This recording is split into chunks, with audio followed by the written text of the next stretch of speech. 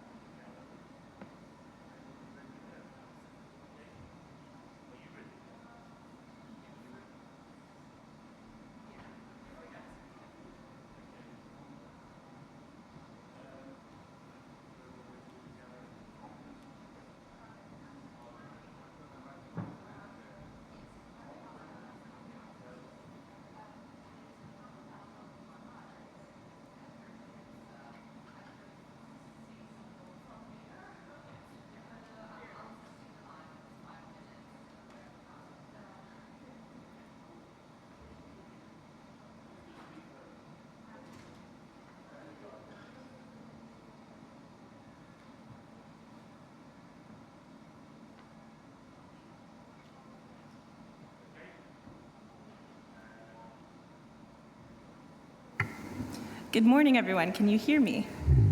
Great. Welcome to our press conference, Why a Private Finance Investment Goal Can't Deliver a Just Energy Transition.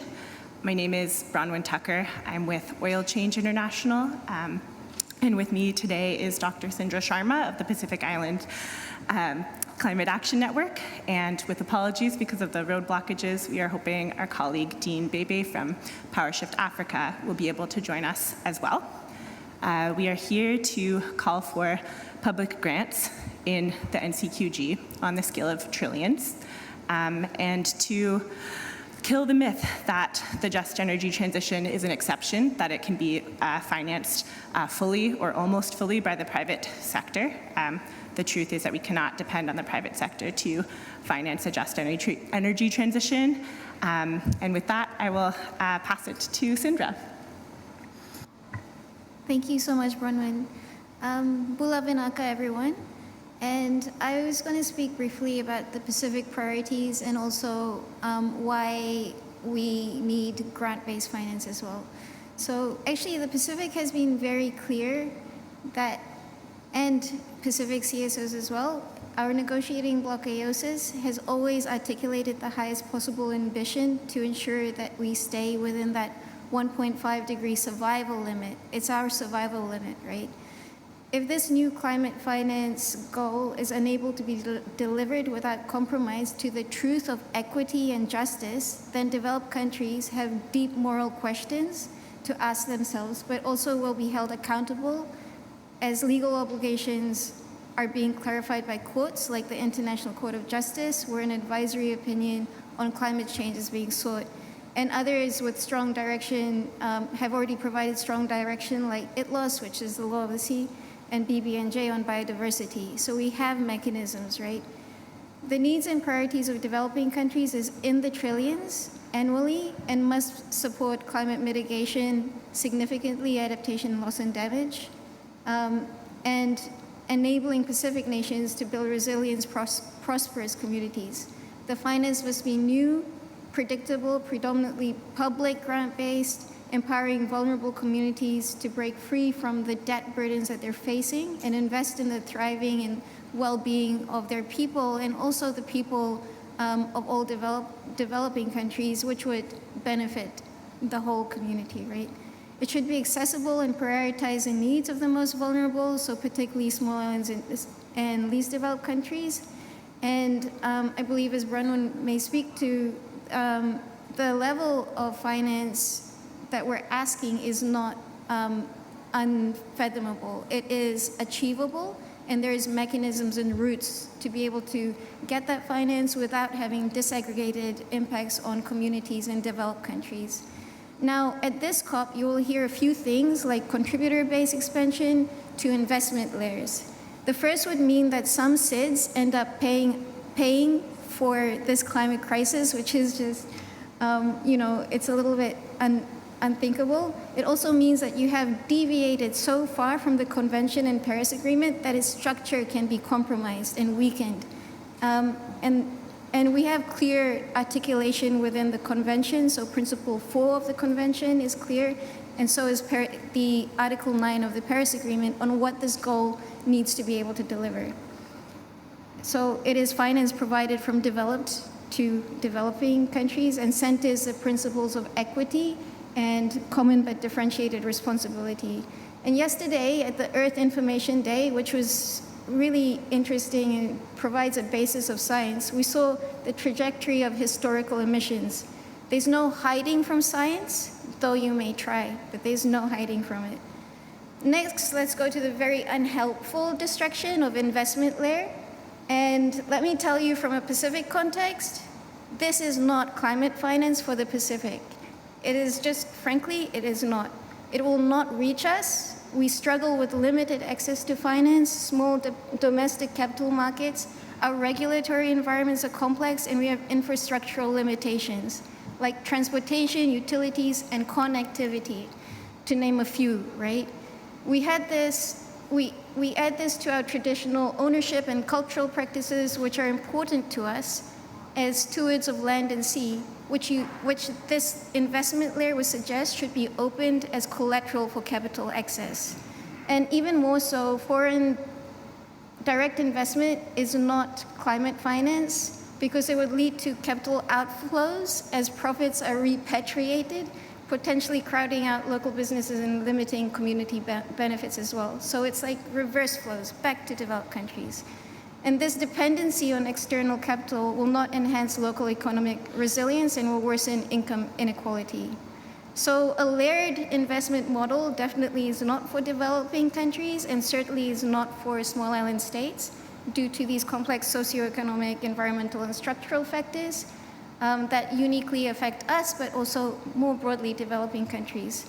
What is needed is a single goal that provides significant grant-based and highly concessional climate finance and a realistic mobilization component, noting that on average, each dollar of public investment capitalizes a very limited amount of private capital. And I may add that loans leverage private capital at only a small portion and is not seen as a catalytic instrument.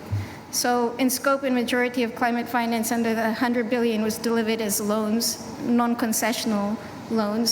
So there's questions to be asked there if you want to just replicate a poor model. A layered investment model definitely is not for developing countries, and certainly it's not for SIDS due to these complex issues I've already spoken about. What's needed is a goal that provides significant grant finance and highly concessional climate finance. Thank you. Thanks, Indra. Pardon me?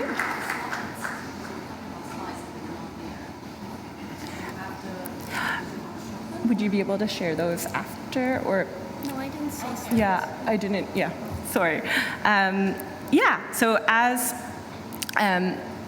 we definitely want to make clear that grants are absolutely needed for adaptation and loss and damage. That is without question. We're focusing on the just energy transition today because one of the major tactics the global north governments are using to avoid paying what they owe is the argument that the private sector can cover most of the bill for a just energy transition. And this is not realistic. This is a tried and tested tactic in development finance, in health with the Sustainable Development Goals. We've been hearing promises of crowding in private sector money to public goods for well over 2 decades at this point. And for the energy transition, let alone a just energy transition, this approach is not generating the scale, the distribution, or the quality of funding needed to phase out fossil fuels or to meet the other goals that countries agreed to in the landmark agreement at COP29 last year. So that's doubling renewable energy and tripling energy, or doubling energy efficiency and tripling renewable energy. We know that these are urgent tasks, and we cannot be relying on these broken methods. And so I'm going to unpack that a little bit more on the kind of why this isn't working. And I will say that's even before we go to the human impacts of the terms that private finance even often comes with. And so that's the pieces like debt, letting profits flow mostly to foreign entities, or austerity policies that come with trying to make a more enabling investment environment. But yeah, one thing I want to stress is that this is not because renewable energy is too expensive or that the transition is too expensive. The fossil fuel industry was built on public funding and industrial policy and public subsidies in an era where industrial policy was much more common. But we still see subsidies and massive handouts continue to the fossil fuel industry today at a scale that is much larger than handouts to renewables. And we can see hypocrisy in this because we can see countries like Canada, where I'm from, the US, and the EU turn back towards also industrial policy when our current financial architecture globally denies those tools to countries in the global south. And so in terms of the kind of scale of finance that this kind of business as usual approach is generating, because that really is what the investment goal approach and the mobilization goal approach represent. Right now there's roughly a global finance gap of 5 trillion per year for the energy transition for every year between now and 2030. But beyond this overall shortfall, we can see the largest gaps are outside of the OECD and China, and we see the largest gaps in key sectors like grids and storage, public transit, housing retrofits, support measures for just transition for fossil fuel workers and communities. And so these are key enabling sectors that are needed for an energy transition to be politically acceptable, for it to be just, and also many of the measures that are needed to speed up the scale up of renewable energy. We can't have 100% renewables if the grid is not ready. We see that the surge in global clean energy investment from the last few years has been overwhelmingly limited to OECD countries and China, with low and lower middle income countries that make up 42% of the population, receiving just 7% of investment in 2022. And so to fill these financing gaps, the primary solution that we hear about is billions to trillions. And so basically using a small amount of public money, honestly, sometimes it's millions to trillions, using a very, very small amount of public subsidized finance, not even necessarily grants, and that this will attract 5 times or 7 times the amount of private finance. Those are really common ratios that we see in IEA and IMF reports. But in practice, this is called blended finance, and in practice, this is not bringing, it's on average bringing much closer to 1-to-1, or even less in other contexts. And so continuing to rely on this approach, this was really central to the 100 billion goal and was a big reason for it being really delayed.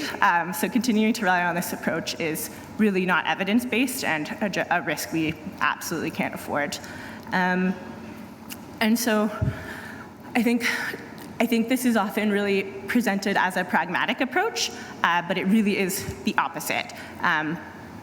It upends how energy finance is structured in many countries. The OECD and G7 are really an exception, and so you see models from the IEA or IMF that rely on private, and the ones that the rich countries in these negotiations are referencing. We see them suggest that in just a few years, the energy sector should go from less than half the finance coming from the private sector to 60 to 70 per the IEA, or 90% as per the IMF. And so really it's also suggesting a massive change in how things are financed in just a few years. And it also ignores the fact that there are massive amounts of public funding available to global north countries to pay for their transition at home and to pay their fair share for the NCQG.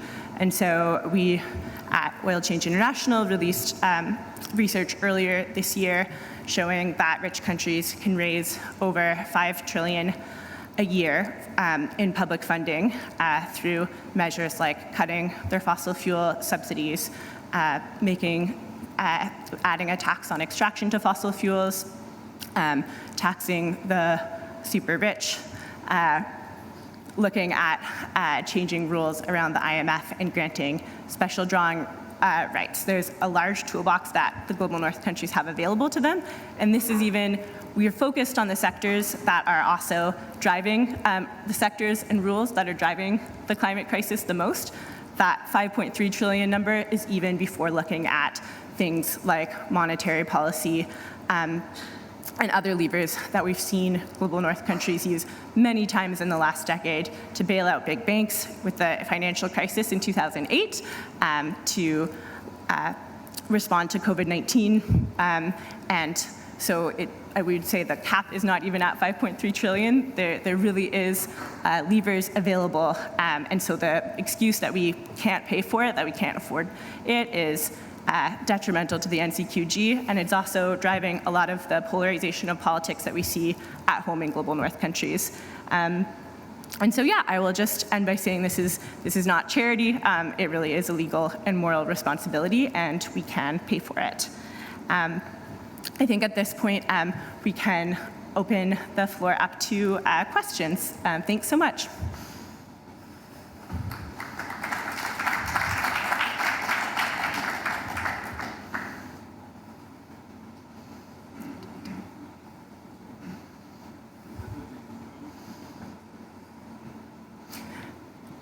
Yeah, sorry, go ahead. Oh, and yeah, there's just a microphone coming to you. Oh, yeah, we'll go to the gentleman in the front row first. Oh, can you please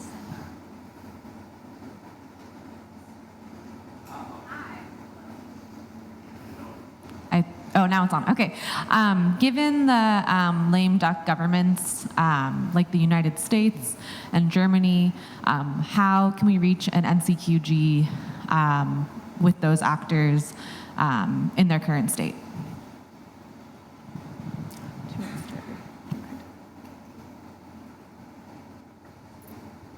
Thank you. That's a good question. Can you hear me? Can you hear me? Can you hear me? Yes, okay. Sorry.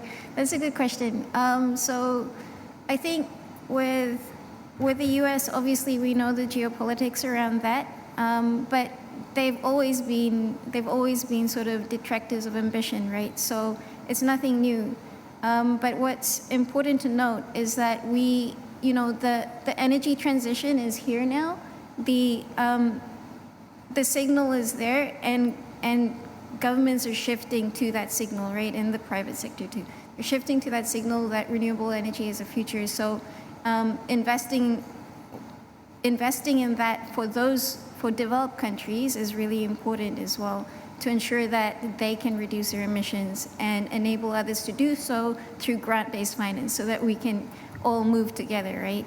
And secondly, regardless of what maybe the US does and what signals that may give to other countries, those countries which are part of the Convention and Paris Agreement have an obligation, and they cannot backslide from that obligation if they try. It's a legal obligation, and they must continue to ensure that they provide what's needed. And the NCQG is an important sort of test of how they perform. So we'll be watching extremely closely. Yeah, I'll just add briefly that I think in addition to being a legal and moral responsibility, I think countries like Canada and our peers are really ignoring also that those reasons, the legal and moral reasons, should be enough, but they're really ignoring some of the geopolitics here as well. And so this is, a cornerstone of the Paris Agreement and of international climate politics. It was the condition that the Paris Agreement was agreed on, that there would be finance and that rich countries would pay their fair share. And we're also living in a time where there is really shifting geopolitics, and I think it's extremely short-sighted to be kind of nickel and diming and really trying to get out off the hook for the NCQG when they could be, looking ahead and building new alliances, showing that they can be a trusted multilateral partner.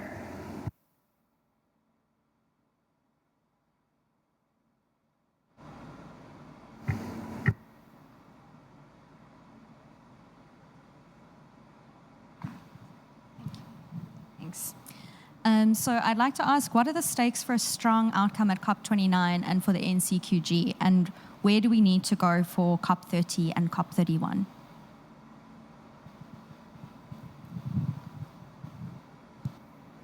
I'll start really briefly and just give a quick thought on COP30.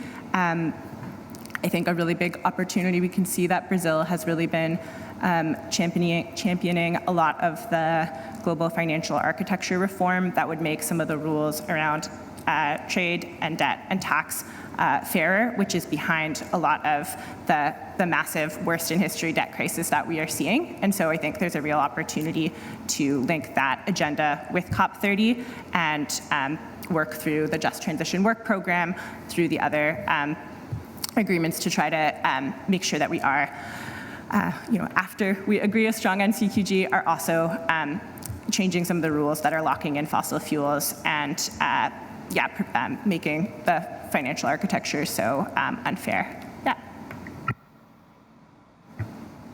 Thank you. So I think as we move from this year to looking forward to COP30, 31,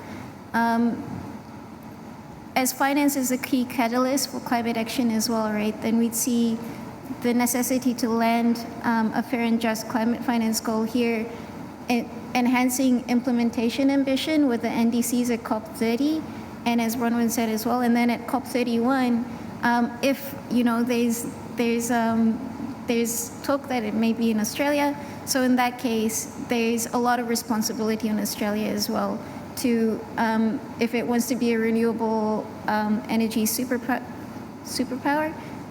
powerhouse, then it should also be, reducing fossil fuels or phasing out fossil fuels in an accelerated way, because these things go together hand in hand, and there's a lot to prove as well in terms of ambition if Australia really has a priority of global good in mind. Thank you.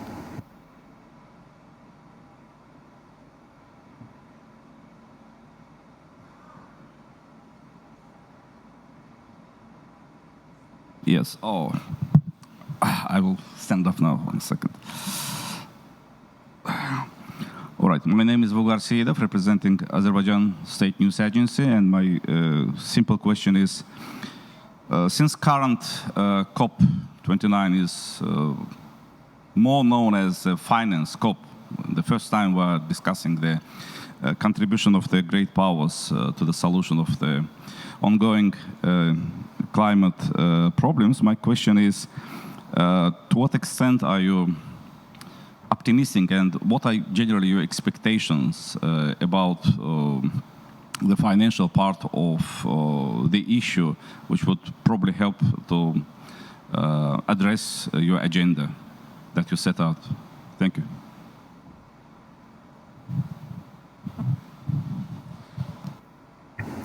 I can start. I think there has been, we really are seeing some really new and strong alliances in the last few years come through to push for things that seem politically difficult. And so you can look to the agreement of the Loss and Damage Fund a few years ago. This year, after years of leadership from the African group in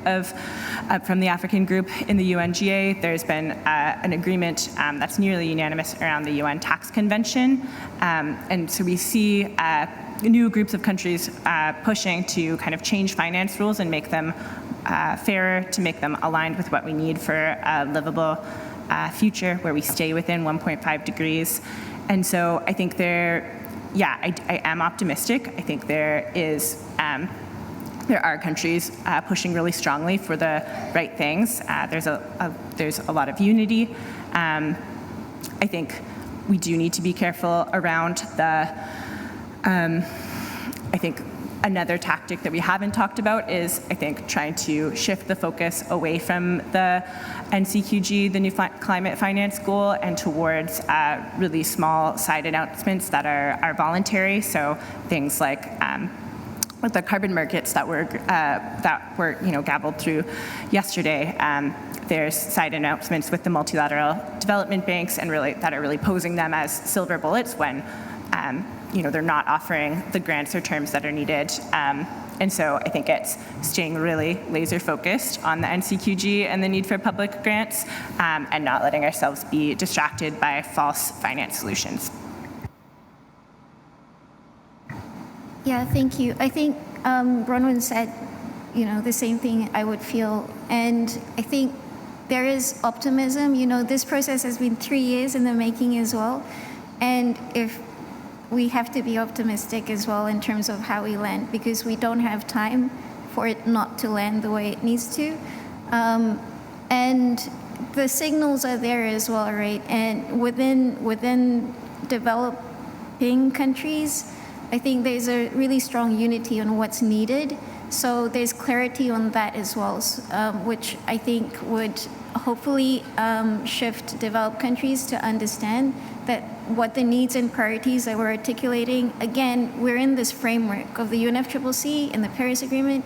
We need to also abide by that framework we're in. So listening to what's within that, adhering to that, will be good to go. Thank you. Okay, we are near the end, so we will call it there. Thanks so much for coming, everyone.